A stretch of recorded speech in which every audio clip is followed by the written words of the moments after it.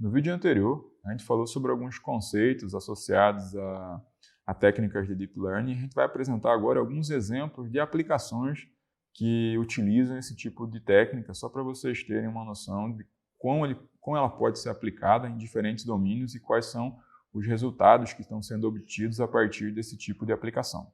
Então, os exemplos mais tradicionais normalmente estão associados a problemas de classificação. Essas técnicas elas começaram na área de classificação de imagens, né? Extração de informação a partir de imagens, mas existem outras aplicações associadas, por exemplo, à detecção e segmentação, né? Então, detecção de objetos dentro de imagens ou vídeos, né? Um objeto ou um vídeo ele tem características similares do ponto de vista de processamento, mas a detecção que é feita normalmente com esses modelos ela é um pouco mais evoluída do que a detecção baseada em processamento de imagens tradicional, né? A gente quer detectar os objetos a nível de pixel e não somente a nível de bounding box, né? Ou do objeto, da região fechada do objeto. Então aqui, nesse exemplo aqui, vocês podem verificar aqui, a gente quer saber o que cada pixel da imagem representa. E essa é uma informação muito importante para algumas aplicações, por exemplo, carros autônomos ou quando a gente quer, de alguma forma, fazer visão computacional com resultados mais refinados. Então, a gente quer detectar, dentro de uma imagem complexa, a gente quer não somente saber quais são os objetos que estão dentro dessa imagem, mas também quais são os pixels que formam esses objetos dentro desse conceito associado a essa imagem, né, complexa. Uma outra aplicação muito interessante que nasceu mais como uma tentativa de modelar diferentes características associadas a você modelar informação, né, representação de informação, e hoje tem aplicações das mais variadas, não somente associadas a processamento de imagem, que é a transferência de estilo, né? Então, a ideia é você gerar modelos, normalmente modelos generativos, treinados com arquiteturas conhecidas como GANs, né? Redes adversariais, onde você treina um modelo com exemplos de um determinado estilo de pintura. Eu apresento essas imagens associadas a exemplos de diversos pintores como Van Gogh, Monet, Da Vinci, e a partir disso ela consegue abstrair quais são as características da pintura, né? Quais são as informações ou como esse pintor marca a tela, e a partir disso ela consegue fazer o que a gente chama de transferência de estilo. Então, eu coloco como entrada uma outra imagem, pode inclusive ser uma fotografia, não precisa ser uma pintura, e ela transforma essa imagem de entrada no estilo que ela aprendeu associado a um desses artistas. Aqui estão alguns exemplos, e vocês podem, inclusive, baixar o GitHub associado a esses exemplos para fazer alguns experimentos. A grande vantagem desse tipo de aplicação é que não necessariamente ela precisa estar aplicada a imagens. Então, eu posso, por exemplo, aprender o estilo de um autor e, a partir disso, escrever da forma como esse autor escreve, ou, eventualmente, construir textos, ou, eventualmente, construir informações que estão faltando na base de dados associado aos conceitos que eu aprendo a partir dos exemplos existentes. Então, uma das aplicações bem interessantes atualmente é preencher dados faltantes associados, ou exemplos faltantes associados aos exemplos existentes. Então, eu construo base de dados que eu não tenho muitas informações, eu posso gerar informações artificiais que sigam a distribuição das informações originais. Então, são aplicações muito interessantes e relevantes nesse contexto, né? Outra coisa que a gente consegue fazer com esse tipo de modelo está associado ao processamento de texto.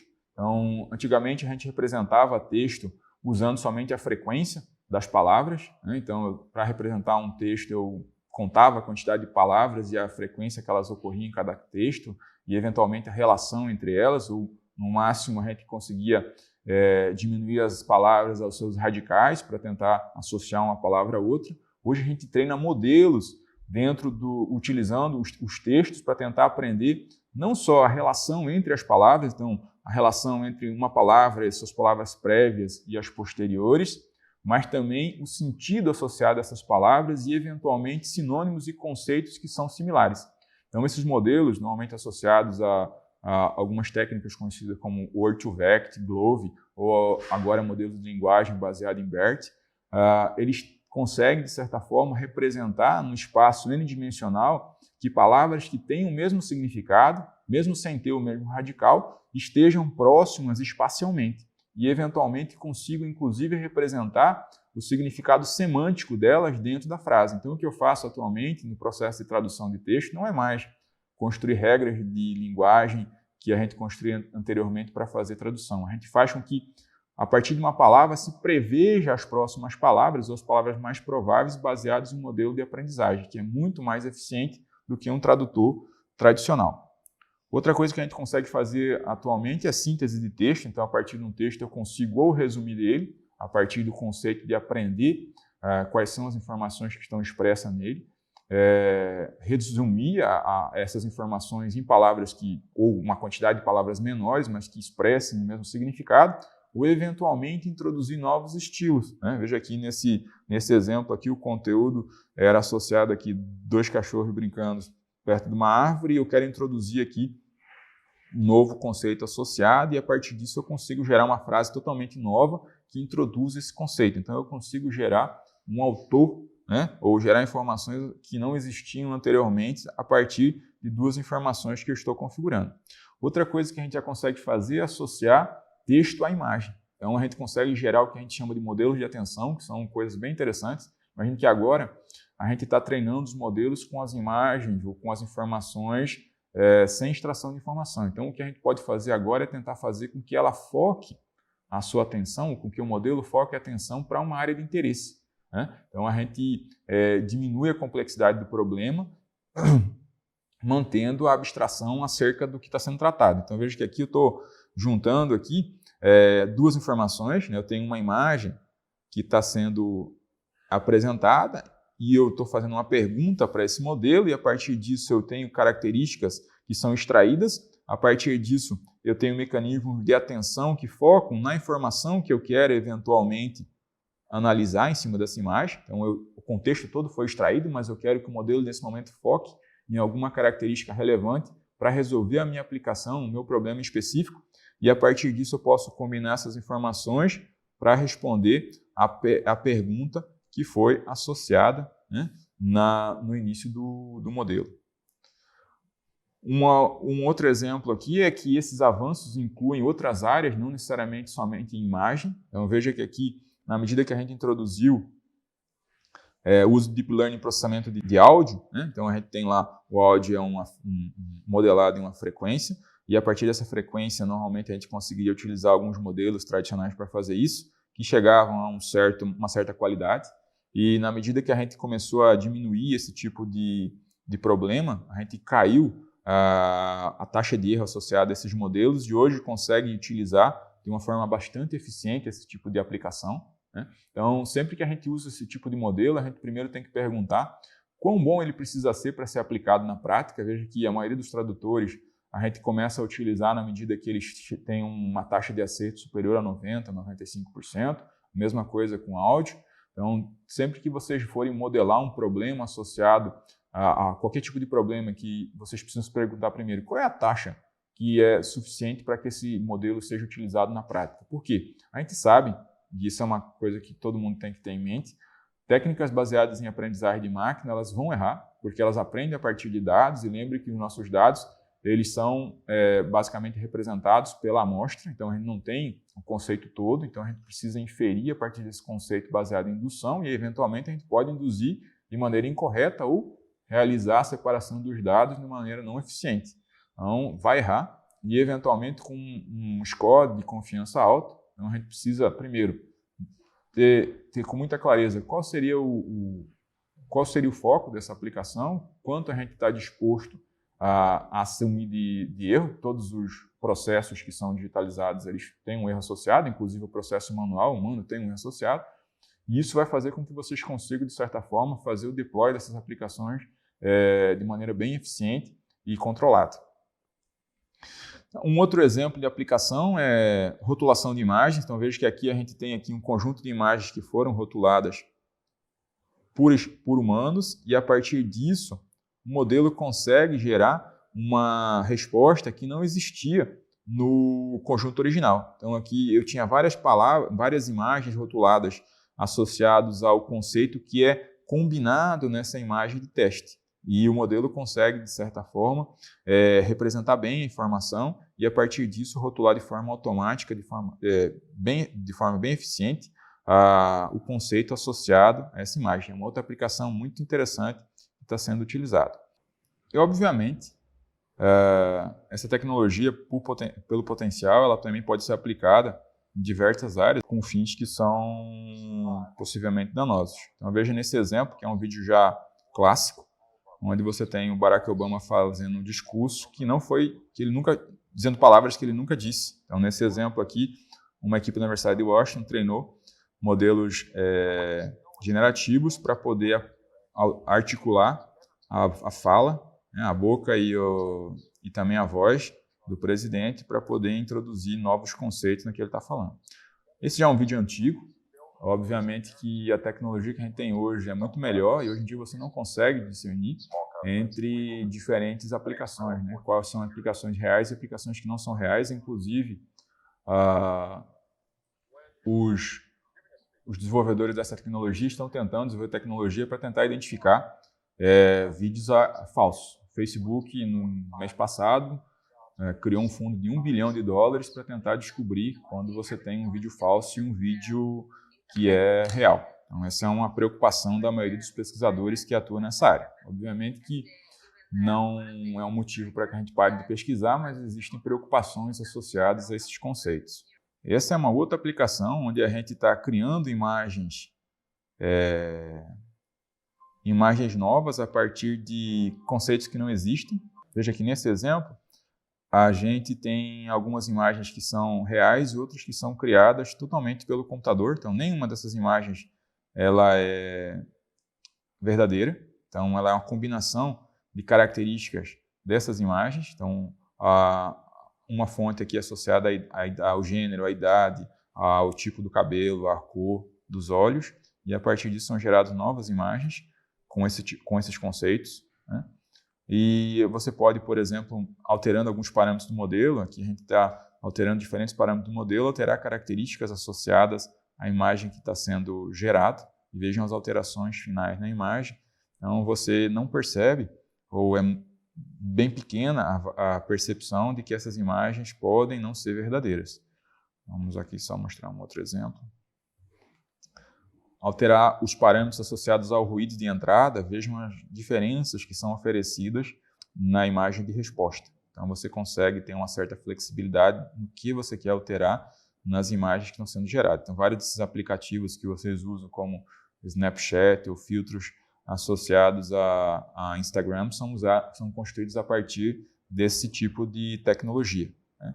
Que tem um potencial bem interessante do ponto de vista da aplicabilidade.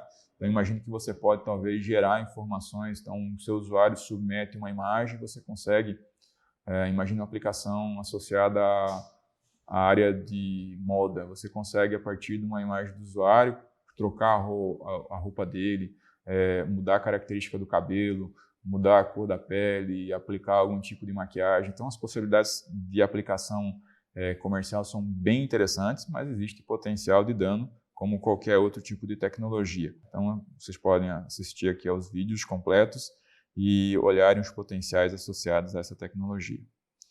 Uma outra característica que também está sendo muito utilizada, está associada a usar esses modelos generativos para construir produtos novos.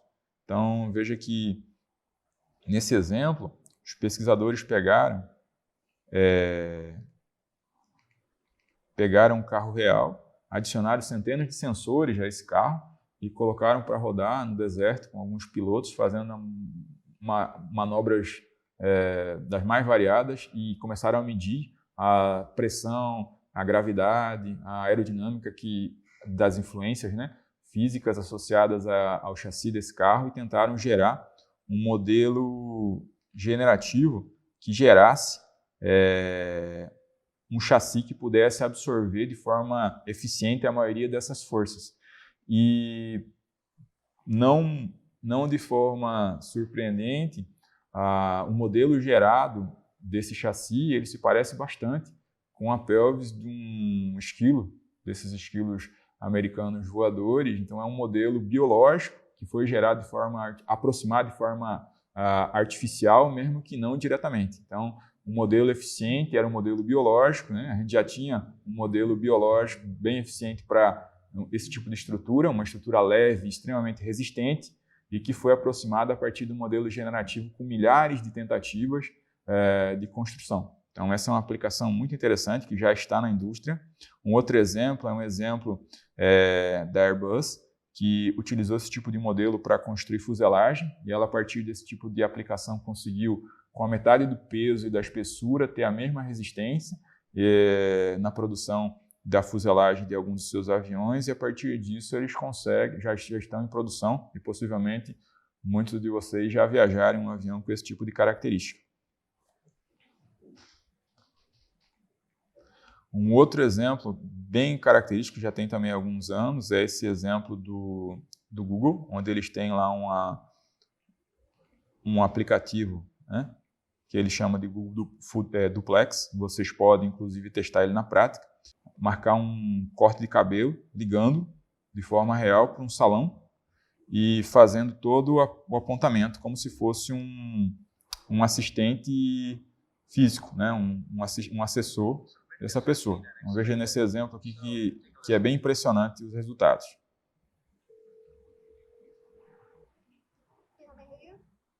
Hi, I'd like to reserve a table for Wednesday the 7th. For 7 people? It's for 4 people. 4 people? When? Today? Next Night? Wednesday at 6 p.m. Oh, actually, we reserve for after 5 people. For people, you can come. How long is the wait usually to be seated? For when, tomorrow or weekday or? For next Wednesday, the 7th. Oh no, it's not too busy. You can come for 4 people, okay? Oh, I gotcha. Thanks. Bye bye. Vejo que nesse caso, um assistente virtual ligou para um restaurante e fez a marcação de uma reserva, e possivelmente era melhor trocar atendente pelo assistente virtual para futuras ligações, né? Uma outra aplicação que eu gosto bastante é a aplicação associada a carros autônomos, mas que eu prefiro o exemplo da NVIDIA. Diferente da maioria das empresas que constroem carros autônomos, a NVIDIA, a partir de uma abordagem puramente baseada em aprendizagem de máquina, então ele colocou centenas de sensores no carro, colocou alguém dirigindo o carro e o carro começou a aprender, né, o sistema de direção começou a aprender qual é o comportamento de quem está dirigindo, não associado a regras ou a analisar, baseado em visão computacional, como é que é a estrada.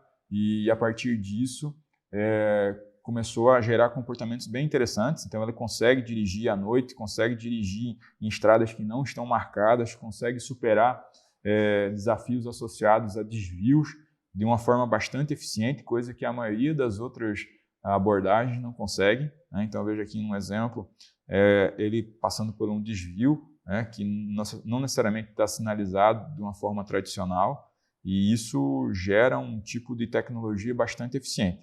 Então, o que a gente viu nesse vídeo são várias abordagens possíveis ou várias aplicações possíveis das tecnologias que a gente vai analisar durante esse módulo e como vocês podem utilizar e os benefícios que podem ser extraídos a partir dessas técnicas de Deep Learning.